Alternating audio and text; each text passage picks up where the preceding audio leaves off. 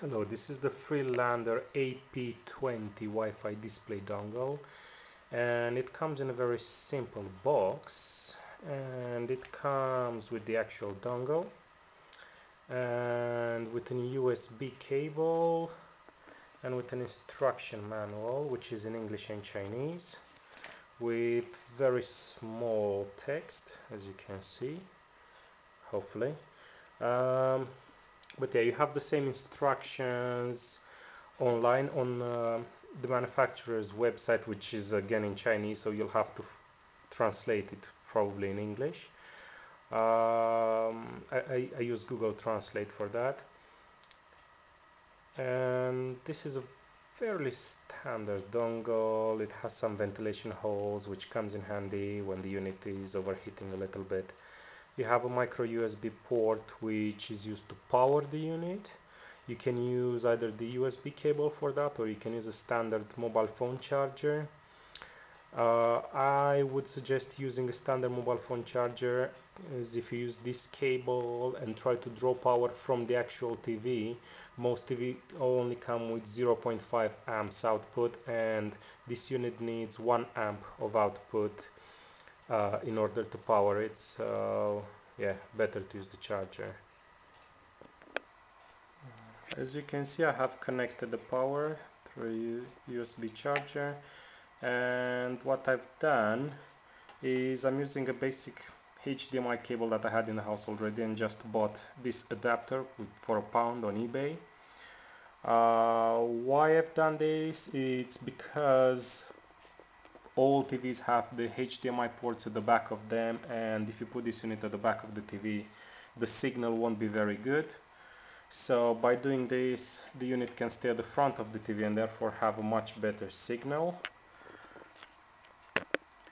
I should mention, when I got this unit, the video signal worked fine, but I couldn't get any sound to come onto the unit itself.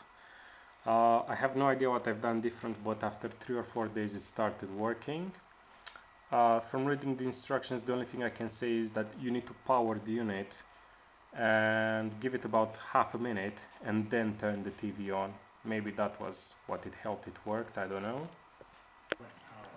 Now that the TV is on, we can just go to the source settings and just select the HDMI port, and as you can see, we have the Wi-Fi display waiting for connection. I have a Samsung Galaxy S4 which I'm using for this, and I will try to connect that in a minute. To connect the phone, we need to select screen mirroring.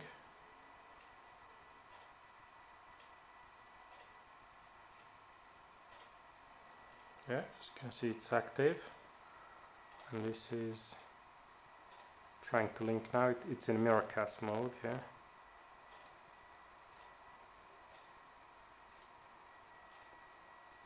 There you go, and we're connected.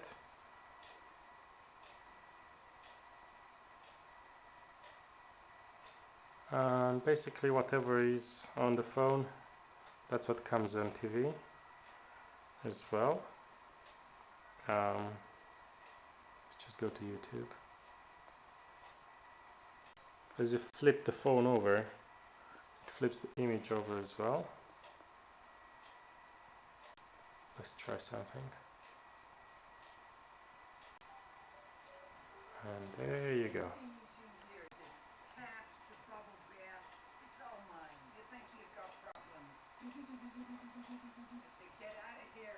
As you can see, YouTube works, but not everything works. Depending on the service provider. For example,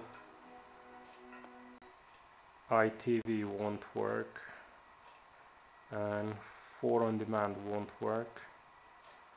You're free to watch it on the phone, so let's just select something.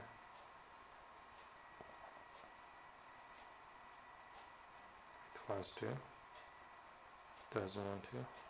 There you go.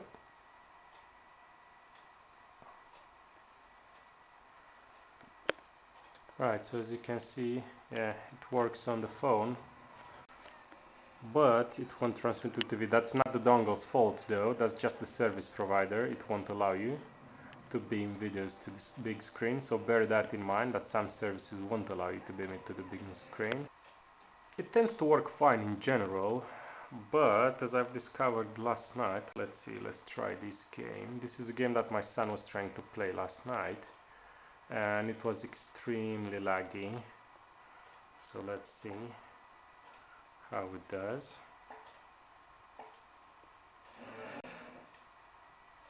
So yeah, you can play games on the big screen, you can listen to your music and all that. But yeah, let's see if it becomes laggy.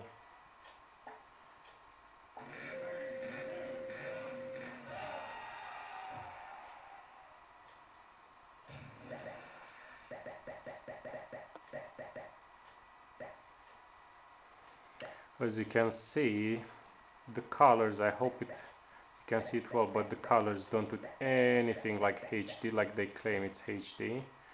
It's not even 720p, to be honest. It's very basic colors and they're highly oversaturated. I don't know, haven't found a way around it yet to reduce the saturation of the colors. So yeah, alright, so far it seems to work fine. It definitely didn't last night. So maybe it's a very temperamental unit that one day works, one day doesn't. Alright, I'm not very good at this, but at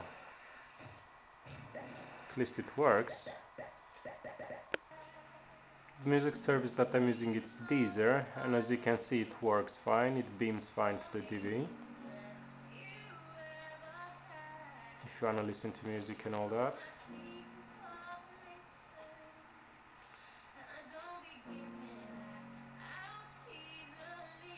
Other things to know about this unit, as you can see, as soon as the phone goes into standby mode, the TV will lose signal as well. So the drawback of any Miracast, DLNA, display units and all that is that the phone has to stay on all the time